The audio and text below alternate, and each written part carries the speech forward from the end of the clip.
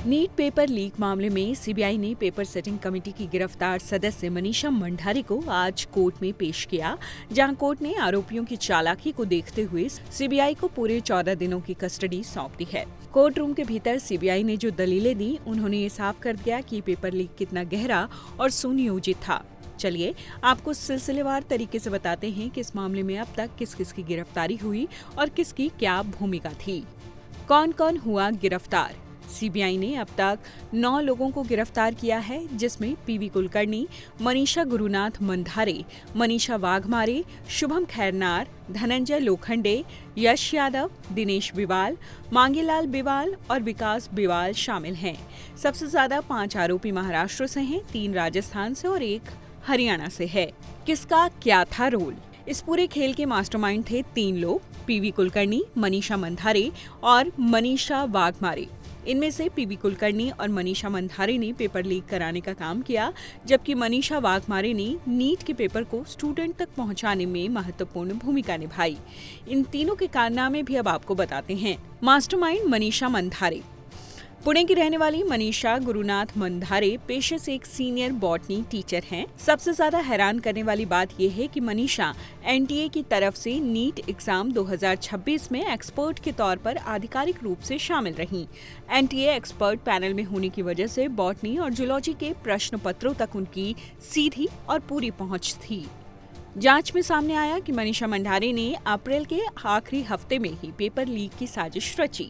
परीक्षा 3 मई को होनी थी। ऐसे में अप्रैल के आखिरी हफ्ते में मनीषा मंधारे ने मनीषा वाघमारे के साथ मिलकर नीट की तैयारी कर रहे छात्रों को पुणे स्थित अपने घर बुलाया। इनके लिए स्पेशल कोचिंग क्लासेस चलाई।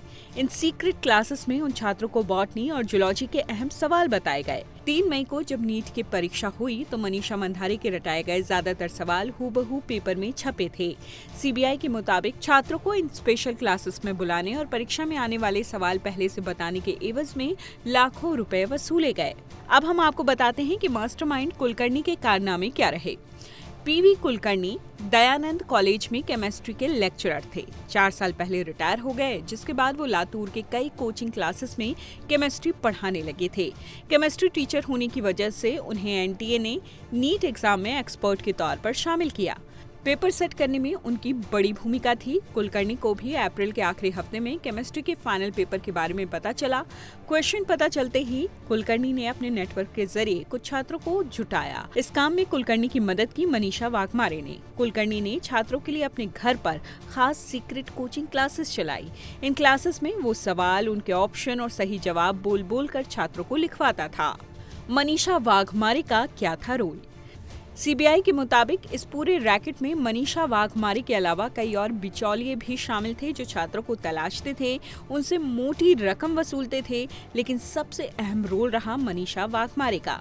मनीषा वाघमारे 2024 से ही नीट पेपर लीक कराने वाले के संपर्क में थी। दरअसल मनीषा वाघमारे पेशे से एक ब्यूटिशियन है, लेकिन उसका पति डेंटिस्ट है और पुणे में उसका क्लिनिक है।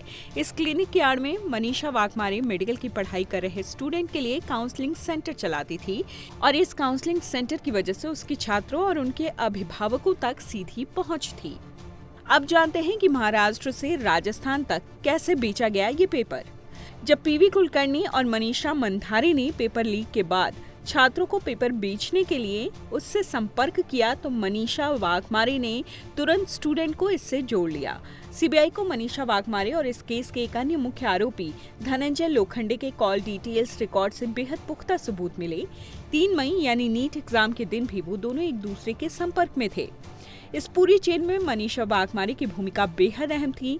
नीट परीक्षा के ठीक पहले और बाद में उसके खातों में देश के अलग अलग हिस्सों से अचानक ही मोटी रकम ट्रांसफर की गई। शुरुआती जांच में लगभग 20 लाख रुपए के संदिग्ध लेन देन का पता चला है। करीब 21 ऐसे बैंक अकाउंट्स की पहचान की गई है जो अब सीबीआई के रडार पर हैं। कार्रवाई के डर से मनीषा वाघमारे और धनंजय लोखंडे ने अपने मोबाइल फोन से कई महत्वपूर्ण मैसेजेस और चैट डिलीट कर दिए थे। हालांकि सीबीआई ने मुस्तैदी दिखाते हुए मनीषा और अन्य आरोपियों के मोबाइल फोन जब्त कर लिए हैं और उन्हें डेटा रिकवरी के लिए फॉरेंसिक लैब भेज दिया है।